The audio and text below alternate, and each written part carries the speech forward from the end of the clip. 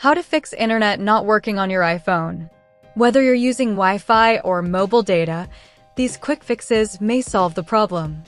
First, open Settings. If you're using Wi-Fi, turn Wi-Fi off, wait a few seconds, then turn it back on. If it still doesn't work, tap the icon next to your Wi-Fi network, select Forget this network, then reconnect by entering your password again.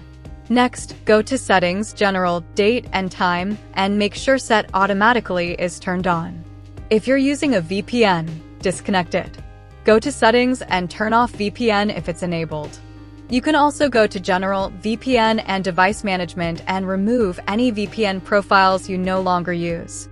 If the issue continues, force restart your iPhone. Quickly press and release the volume up button, then the volume down button, then press and hold the side button until you see the Apple logo.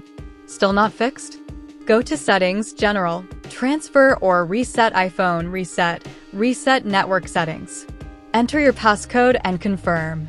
Your saved Wi-Fi networks will be removed, so you'll need to reconnect afterward. After completing these steps, your internet connection should be working again. If this video helped you, don't forget to like, subscribe, and thanks for watching.